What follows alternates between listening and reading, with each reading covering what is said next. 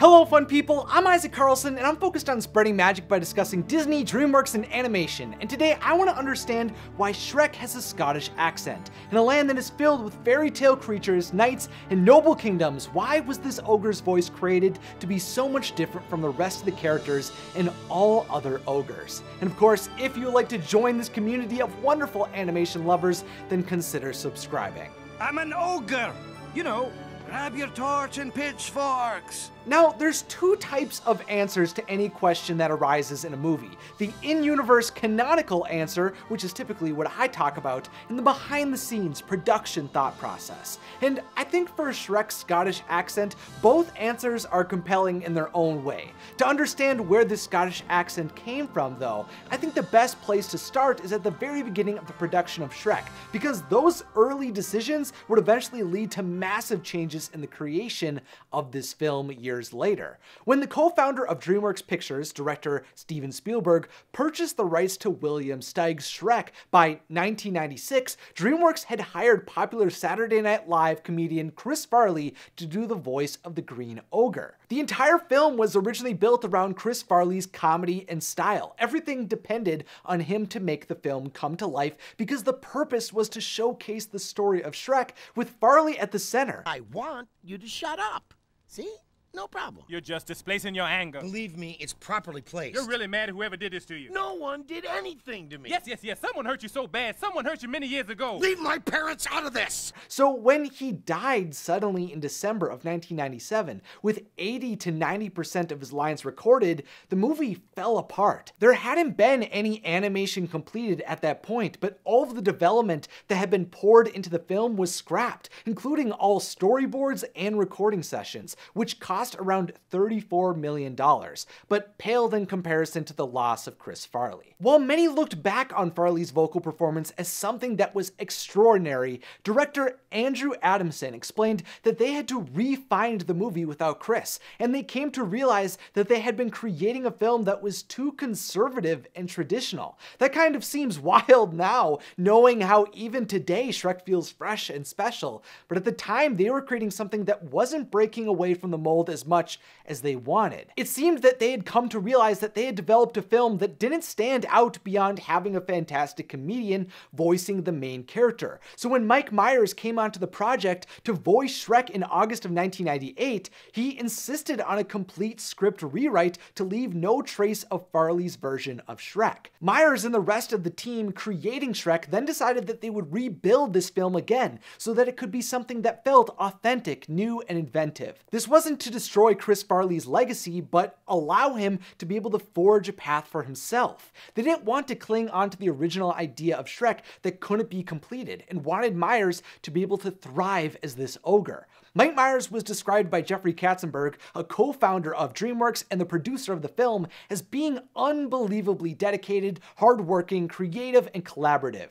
He came in and helped the directors and writers reconceive Shrek in a way that was totally unique, and that all began when he read a part of the early scripts that were developing in a Scottish accent. But that accent wouldn't be taken seriously until much later. When Mike Myers came onto the project, he started using his own voice, with the thought process being that since Shrek existed in a very stylized world, that his voice needed to be grounded in reality. As someone who has a lot of family in Upper Michigan, I can kind of picture what that accent was like, but it didn't work. After seeing a rough cut of the film in February of 2000, Myers felt that the accent just didn't connect. He explained that he felt like the voice was robbing the character of a bit of relatability, because there were times when he was trying to sound vulnerable and just continued to sound scary. At the time of the screening, he had recorded all of his lines but didn't want to settle, and decided he would go back to the Scottish accent that he had tried earlier in his recording sessions, which he had connected with more because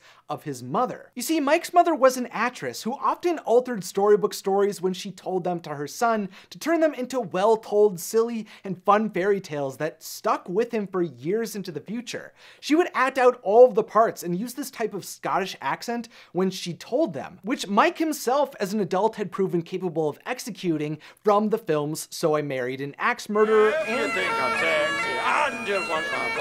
and Austin Powers' The Spy Who Shagged Me. Look at me, I'm a big fat slob! Mike wanted to bring those great memories and associations to the rest of the world and allow the character to stand out in a grander way. He explained that in his mind, there was a class struggle in Shrek between the fairy tale kings and queens and the common people, so he thought that Shrek would be raised working class. And since Lord Farquaad was played with an English accent, he believed that Scottish would be a great way of further solidifying the separation between them, that as an ogre, Shrek was a common, earthy, and distanced person. I love learning about these behind-the-scenes moments where the characters truly begin to be understood by the people who are bringing them to life. We all have our own way of interpreting or connecting with characters, but I think it's cool to hear about the moments, it seems so wild that an animated ogre could be remembered for so many years and be praised so often for what he movies, but now that I'm older, I can really appreciate the struggles that Shrek goes through. The rough, not so simple and hilarious moments that he has really can resonate with me, especially when the world feels so chaotic. I like getting to turn to this imperfect character. And if you like a full video discussing why Shrek is so relatable, let me know in the comments. This alteration to Shrek's accent was played so well that Jeffrey Katzenberg allowed this change to go through, even with a third of the film already having its animation completed, which would cost the production around $4 to $5 million to make the changes. But it was worth it, because Shrek truly began to come to life when those recordings were redone. He really sort of thought he could give it something more and wanted to go back into the studio, and he very generously gave a couple of weeks just to go into the studio and develop a character. The directors explained that the new accent allowed Mike Myers to finally feel like he had the freedom to do the part that he wanted. He no longer was just hiding behind the character, but truly embodied the ogre, which made Shrek feel so real, and is looked back to now as one of the aspects of the character that was key to bringing him to life. Steven Spielberg, who remember had started the project years before, would thank Myers for caring about the character and stating that the Scottish accent had improved the film. Jeffrey Katzenberg would explain that what had once been junk had become gold because of the accent change. And Vicky Jensen, one of the co-directors of Shrek, expressed that Myers made Shrek breathe, and through his work he kept Shrek from being an oaf who simply wished people liked him. Within Shrek's world though, according to the director's commentary of the first Shrek film, they explained that in their minds, Shrek got his accent because his parents were Scottish and moved their family to Duloc. We ended up with this idea that Shrek's parents were Scottish and they moved to Duloc and he was brought up there. Shrek was in fact a first-generation Dulocian who was often faced with the dark, judgmental, and cruel nature of the people that lived around those lands.